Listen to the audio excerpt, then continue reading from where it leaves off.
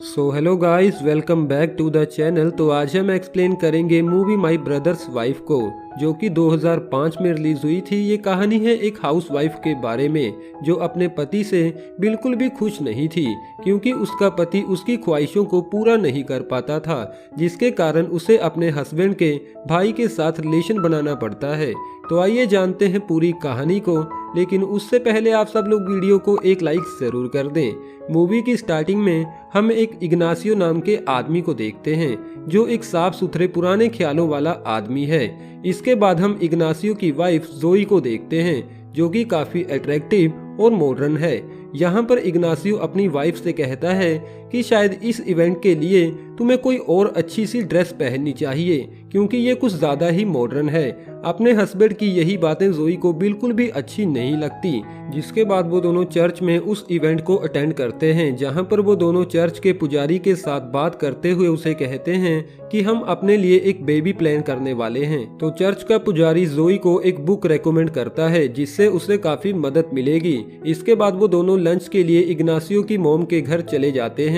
यहाँ पर इग्नासियो की मॉम इग्नासियो से कहती है कि लंच के लिए तुम अपने भाई को भी फोन कर दो। इन बातों से हमें पता चलता है कि इग्नासियो और उसका ब्रदर गोंजालो एक दूसरे को बिल्कुल भी पसंद नहीं करते। थोड़े टाइम बाद जोई गोंजालो के पास चली जाती है, जो उसे देखकर काफी खुश होता है। यहाँ पर जोई गोंजालो की पेंटिंग में से अपने रूम के लिए एक पेंटिंग खरीदती है। जिसके बाद गोंजालो जोई से कहता है कि तुम्हारे लिए ये पेंटिंग बिल्कुल फ्री है, क्योंकि इसके पैसे मैं मेरे भाई से ले लूंगा। वापस घर आने के बाद जोई ये बात इग्नासियो को बताती है, तो इग्नासियो कहता है कि मुझे नहीं लगता गोंजालो को इस पेंटिंग के पैसे मांगने चाहिए थे, क्योंकि मैं हर महीने उसे पैसे भेजता हूँ। अब रात को इग्नासियो जोई से कहता है कि शायद हमें एक बेबी अडॉप्ट कर लेना चाहिए, क्योंकि इग्नासियो ऐसा करने के काबिल नहीं था, लेकिन जोई मना कर देती है। अगली सुबह जोई गोंजालो के पास चली जाती है, और वो भी अपने हस्बैंड से झूठ बोलकर। जोई गोंजालो से कहती है कि इस पिक्चर शूट के लिए मुझे अपने हस्बैंड से झूठ बोलना पड़ा। तो गोंजालो से कहता है कि फिक्र मत करो, मेरे भाई को इससे कोई प्रॉब्लम नहीं होगी। अब गोंजालो पेंटिंग्स के लिए जोई की कुछ पिक्चर्स क्लिक करने लगता है। पोजिंग के दौरान जोई का फोन गलती से इग्नासियो को लग जाता है, जो उन दोनों की बातें सुन लेता है। जोई गोंजालो को बताती है कि इग्नासियो सिर्फ हफ्ते में एक बार ही रोमांस करता है, मतलब कि मेरी नाइट लाइफ बिल्कुल भी अच्छी नहीं है। गोंजालो इस सिचुएशन का फायदा उठाकर इग्नासियो को काफी ज्यादा बुरा भला बोलता है। ये सारी बातें सुनने के बाद इग्नासियो गुस्से में घर वापस चला जाता है और गोंजालो की पेंटिंग को स्विमिंग पूल में फेंक देता है। अब जैसे ही जोई घर वापस आने के बाद पूल में नहाने लगती है, तो पूल के अंदर जोई को वो पेंटिंग मिलती है। अब रात को जोई फिर से गोंजालो के पास चली जाती है और उसे इस इंसिडेंट के बारे में सारी बात बता देती है। तो गोंजालो कहता है मेरा भाई मुझसे जेलस फील करता है, इसीलिए उसने ऐसा किया। जोई काफी थकी हुई थी, तो वो वापस घर जाना चाहती थी। तो गोंजालो जोई से कहता है कि तुम्हें यहीं पर सो जाना चाहिए, जिसके दौरान मैं अपनी पेंटिंग कंप्लीट कर लूंगा। अब आधी रात को जोई की नींद खुलती है और वो देखती है कि गोंजालो उसके पास में ही सो रहा था। अब अगली सुबह जोई घर वापस आकर इग्नासियो से पूछती है कि तुमने उस पेंटिंग के साथ ऐसा क्यों किया।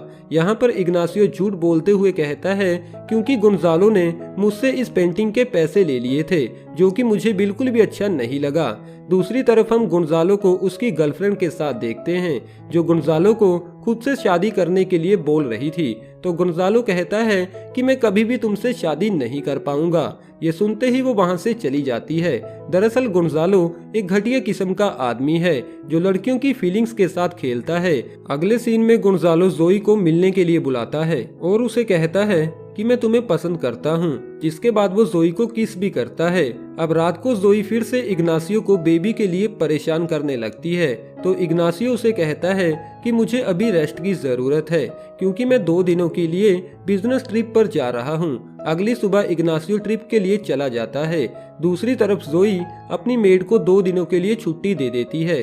अब रात को गोंजालो जोई के घर आकर उसके करीब आने लगता है, जिसके दौरान इग्नासियो जोई को फोन करने की कोशिश भी करता है। यहाँ पर हमें ये भी पता चलता है कि इग्नासियो किसी बिजनेस ट्रिप पर नहीं, बल्कि होटल रूम में एक लड़की के साथ है, यानी कि वो भी जोई के साथ चीट कर रहा था। उधर रात को जोई के कहने पर गोंजालो वहीं जोई के घर पर ही रुकने के लिए तैयार हो जाता है, जहां पर वो चुपके से जोई को ड्रेस चेंज करते हुए भी देखता है। जिसके बाद गोंजालो जोई को अपनी बातों के जाल में फंसाकर उसके साथ रोमांस करता है। अगले दिन जोई को काफी बुरा फील होता है, लेकिन जोई का एक दोस्त उसे समझाता है कि अगर तुम्हारा हस्बैंड तुम्हारी ख्वाहिशों को पूरा नहीं कर सकता तो तुम्हें ऐसा करने का पूरा हक है।